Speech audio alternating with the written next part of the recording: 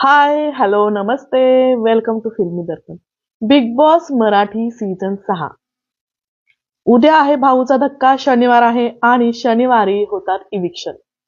मागच्या आठवड्यामध्ये इविक्शन झालेले नाहीयेत, म्हणजे या आठवड्यामध्ये नक्कीच इविक्शन होणार आहे. चला तर मग पाहूयात वोटिंग ट्रेंड काय आहे.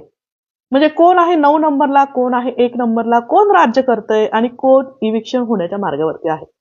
तर नंबर 9 ला आहे रुचिता जामकर.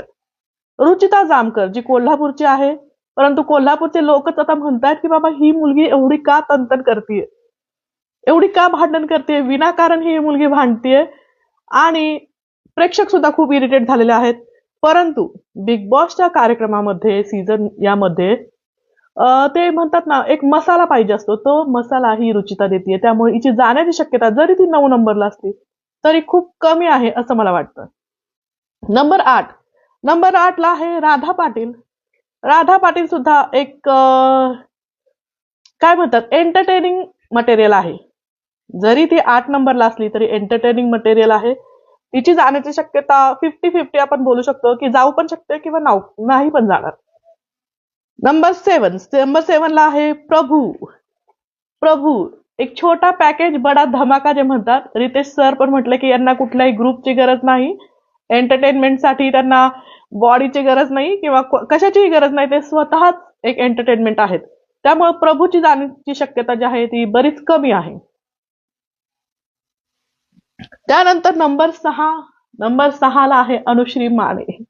अनुश्री मानेने खूप मोठा धमाका केलेला आहे. राकेश बापटवरती कसे आरोप लावलेले आहे ते आपण पाहिलेलं आहे. त्यामुळे अनुश्री माने ही जी आहे ती एक काय म्हणतात स्पाइस आहे त्या कार्यक्रमामधला, की ती कुणाला काहीही बोलू शकते. आणि त्यामुळे जे आहे एंटरटेनमेंट तर होतंय आणि टीआरपी पण नक्कीच वाढत असणार. त्यामुळे अनुश्री मानेची शक्यता पण खूप कमी आहे. अनुश्री मानेनंतर नंबर 5 वरती आहे दीपाली सय्यद. दीपाली सय्यद एक खूप मोठं नाव आहे इंडस्ट्रीमधलं आणि छान गेम खेळतात त्या पण जाण्याची शक्यता मला खरंच नाही वाटत. नंबर 4 वरती आहेत सागर कारंडे आपले कॉमेडियन आहेत. महाराष्ट्र त्यांना ओळखतो आणि इतक्या लवकर ते जातील असं खरंच वाटत नाही. नंबर 3 ला आहेत करण सोनावणे एक इन्फ्लुएन्सर आहेत. खूप मोठा फॉलोअर आहे त्यांचा. त्यांच्यासाठी एक टीम बाहेर काम करते.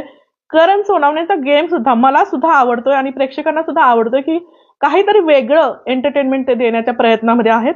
त्यामुळे त्यांना इथे राहू देतील असं मला वाटतंय.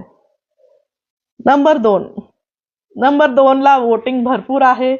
मुलगी पण खूप छान आहे, चांगली मुलगी आहे. दिव्या शिंदे जी सरकार आहे, एक मोटिवेशनल समाजसेवक आहे. खूप चांगलं म्हणजे ती कार्य करते बाहेर. परंतु बिग बॉस मध्ये ती थोडी चाचपडतीये. तिला अजून मार्ग सापडत नाहीये. वोटिंग तिला भरपूर आहे, परंतु जर एंटरटेनमेंटच्या दृष्टीने जर पाहिलं आपण तर माहित नाही कितपर्यंत ती एंटरटेनमेंट करेल लोकांचं. त्यामुळे तिच्याबद्दल थोडी शंका वाटते. नंबर 1 पर राज करा है रोशनचं बॅकग्राऊंड जसं आपण पाहिलं मागच्या सीझन मध्ये सूरज एक वेगळा फॅक्टर त्यांना असतो, लोकांचा सपोर्ट असतो. तो नंबर 1 ला आहे. आणि रोशन दादाला अजून कळायचा आहे गेम, तो पण थोडा चाचपडतोच आहे. त्याला अजून जर थांबवलं थोडे दिवस तर नक्कीच त्याला गेम समजेल आणि तो काहीतरी चांगला प्लॅन करेल, चांगला गेम खेळेल असं वाटतंय.